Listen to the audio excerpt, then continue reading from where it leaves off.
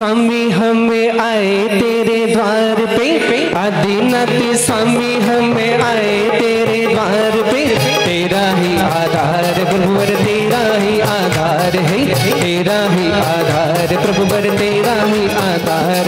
ओ आदिनाथ स्वामी हमें आए तेरे द्वार पे, आदिनाथ स्वामी हम आए तेरे द्वार पे। तेरा ही आधार बाबा, तेरा ही आधार है, तेरा ही आधार बाबा, तेरा ही आधार है।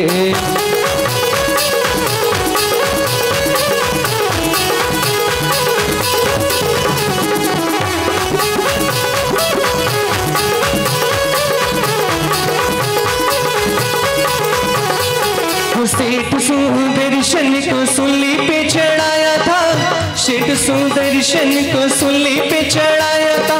सूली का सिंहासन देवों ने बनाया था, सूली का सिंहासन देवों ने बनाया था, हाँ देवों ने बनाया था।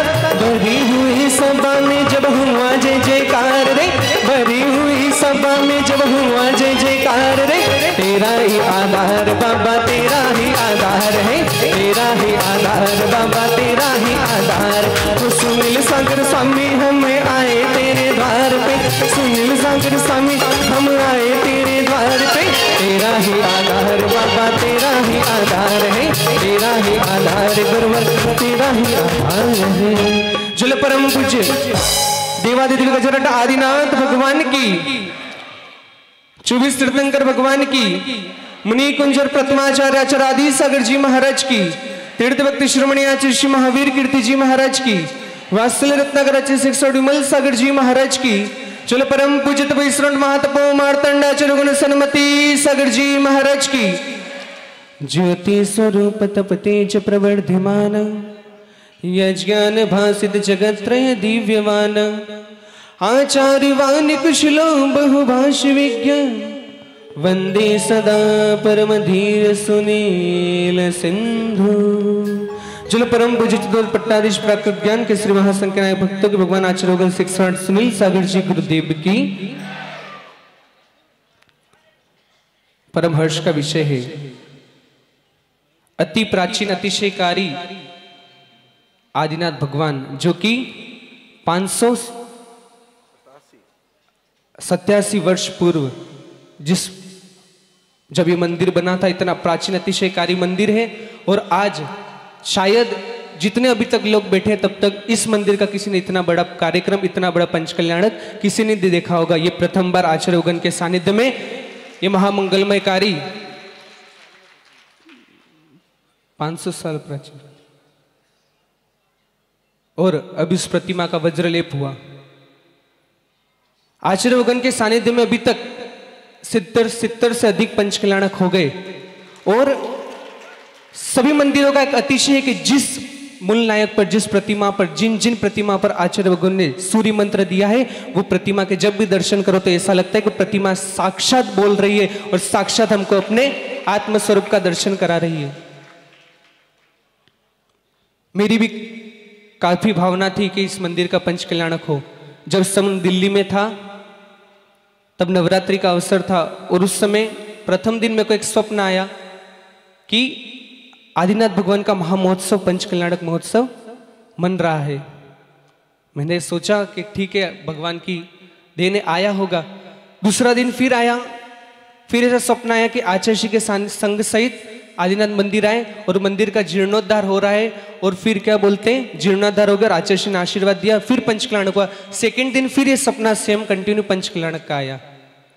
तीसरे दिन फिर आचार्य जी ने 2 साधुओं का आदिनाथ मंदिर भेजा, जाओ 10 लक्षण में प्रवचन करके आओ। ये भी स्वप्न में 2 साधु प्रवचन करके आओ।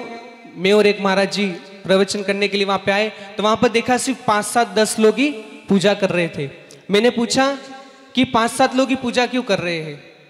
तब वहां पे किसी ने बोला कि महाराज जी, मंदिर का काम नहीं हो रहा है और आपसी मन मुटाव में इस मंदिर का उद्धार नहीं हो पा रहा है, इसलिए कोई लोग भी यहाँ पर नहीं आते हैं। और फिर मैंने आचार्य श्री को बोला कि ऐसी बात है, आचार्य श्री ने आशीर्वाद दिया। और फिर तीसरे दिन फिर पंचकल्याणक को स्वप्न में देखा। फिर चौथा दिन गैप हुआ, 5वां दिन फिर ऐसा स्वप्न आया कि पंचकल्याणक फाइनल हो गया और बोलियां लग रही है पंचकल्याणक की, ये स्वधर्म बन रहा है, ये सब कुछ सारे ये पूरे जितने भी ये मंडली बैठी है सब का। और फिर मैंने आचार्य जी को बताया कि मेरी ऐसे मेरे को 4-5 दिन से कंटिन्यू स्वप्न आ रहे। तो फिर आचार्य जी ने बोला कि उनको खबर करो ऐसे स्वप्न आ रहे। तो फिर मैंने पंकज जी को सूचना कराई। पंकज जी ने बोला कि हाँ महाराज जी, मंदिर तो लगभग तैयार है और होली तक हमारा मंदिर पूरा तैयार हो जाएगा और आचार्य जी के सानिध्य में हम पंचकल्याणक कराएंगे। फिर किशनगढ़ में पूरी समाजगण वहां पर आए। तब बोले महाराज जी मन नहीं बन रहा है, मन नहीं बन रहा है, हम तो 1 दिन का करेंगे, आधे दिन का, एक बार भगवान विराजमान करेंगे, 1 दिन का करेंगे, 2 दिन का नहीं, 3 दिन का ही करेंगे, मन नहीं बन रहा। सब एक ही बात थी कि आपस में मन नहीं बन रहा। लेकिन फिर जब संघ का और निकट आना हुआ, फिर पूरी कमेटी आई, सुरेश जी ने अपने पूरा ये भार संभाला कि पंचकल्याणक कराएंगे। और फिर जब आचार्य भगवान ने आशीर्वाद दिया, आज महामहोत्सव मंगलमय कार्य यहाँ पर हो रहा है। अपने पास परम सौभाग्य है। आचार्य भगवान कहते हैं कि नए मंदिर तो बनते हैं बहुत सारे, लेकिन जो प्राचीन मंदिर होते हैं, ये लगभग 500 साल प्राचीन मंदिर है। और 500 सालों में कितने आचार्यों ने यहाँ पे जाप किए होंगे, कितने आचार्यों ने यहाँ पे साधना की होगी, कितने श्रावकों ने यहाँ पर भक्ति की होगी, कितने विधान हुए होंगे, कितनी पूजाएं हुई होंगी। आज उन सब पूजाओं की, सब विधानों की, सब आचार्यों की तपस्या की उनकी एक एक ऊर्जा मंदिर के एक एक कण में बसी हुई है। तो सबसे एक निवेदन है कि चाहे कितनी भी कॉलोनियों में चले जाओ, कितने भी पॉश एरिया में चले जाओ, लेकिन इस आदिनाथ भगवान के चरण को कभी मत छोड़ना। मेरा खुद का अनुभव है, जब भी ध्यान करते हैं, जब भी अगर कोई आदिनाथ भगवान से रिलेटेड कुछ भी कोई जाप करे, मान लो भक्तामर के रिद्धि मंत्र के मैंने जाप कर रहा हूं या फिर स्वयंभू का पाठ कर आदिनाथ भगवान को, तो जैसे ही मैं आंख बंद करता और मूर्ति को निहारता, तुरंत मेरे आंखों के सामने वो मूर्ति नजर आती है। इतना अतिशयकारी ये मंदिर है और हम सबका परम सौभाग्य है। सब लोग अधिक से अधिक भगवान की मंगलमय आराधना करें और आचार्य भगवान का अपन को सानिध्य प्राप्त हुआ है। आज भगवान का जन्म कल्याणक महामहोत्सव, सौभाग्यशाली वो जीव होता है। जन्म तो सब लेते हैं, कोई 1 इंद्रिय में लेता है, कोई 2 इंद्रिय में लेता है, कोई 3 इंद्रिय में लेता है, कोई चतुर्इंद्रिय में लेता है, कोई पंचेंद्रिय में लेता है। और अपना परम सौभाग्य अपन ने जैन धर्म में जन्म लिया और उत्कृष्ट कुल में जन्म लिया है। और कल गर्भ कल्याणक मनाया। तीर्थंकरों का जब कल गर्भ कल्याणक होता है तो 6 माह पूर्व से ही पुष्प वृष्टि, धन वृष्टि होने लगती है।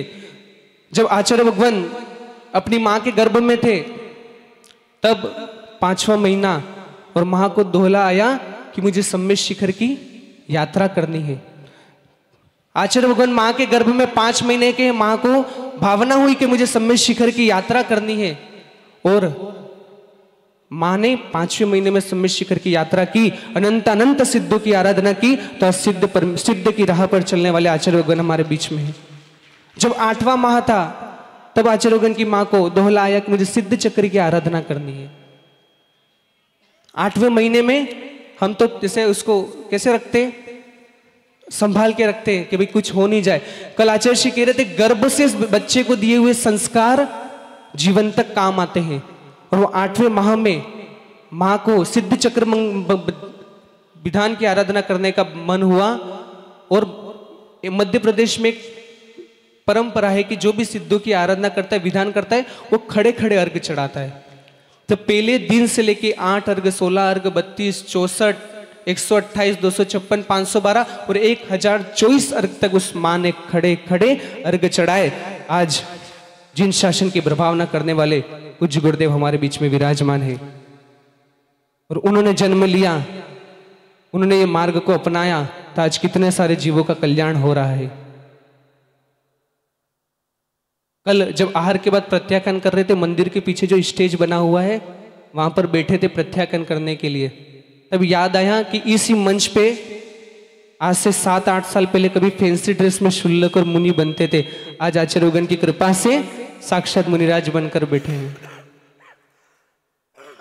इसलिए सभी लोग जिन धर्म की मंगल में आराधना करते हुए और आज गुरु की कृपा से महामहोत्सव यहाँ पर हो रहा है। और कहते हैं कि पाप करने के लिए संसार में सारी जगह है, पाप करने के लिए संसार में सारी जगह है। होटल में हो गया, यहाँ हो गया, कुल्लू मनाली चले जाओ, कश्मीर चले जाओ, कितने भी बाहर घूम लो, पाप करने के लिए सब जगह है, लेकिन एकमात्र स्थान है जो जिन मंदिर है, गुरु चरण है। अगर वहां पर भी हमारे जीवन में मन में कषाय है तो वो पाप धोने के लिए हम और कहीं नहीं जा सकते।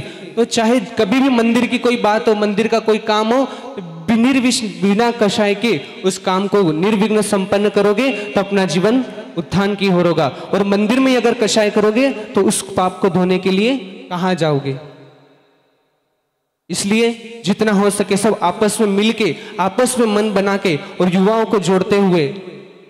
यहां पर बसंती दादा बैठे होंगे, बचपन में जब पूजा करने की भावना तो उन्होंने मुझे पूरी पूजा सिखाई। मैं थोड़ी गलती करता वो बताते, अगर उन्होंने बचपन में मुझे डांटा होता कि ऐसे अभिषेक मत कर, ऐसे अर्घ नहीं चढ़ाते, ऐसे थाली नहीं करते, ये नहीं करते, अगर उन्होंने डांटा होता तो शायद ये संस्कार नहीं मिलते। लेकिन ये बसंती दादा हो गए, ये महिपाल जी सारज्ञा हो गए, ये सारे जितने भी ये महिला बैठी है, ये सबों ने उंगली पकड़ पकड़ के और पूजा करना सारी चीजें सिखाई।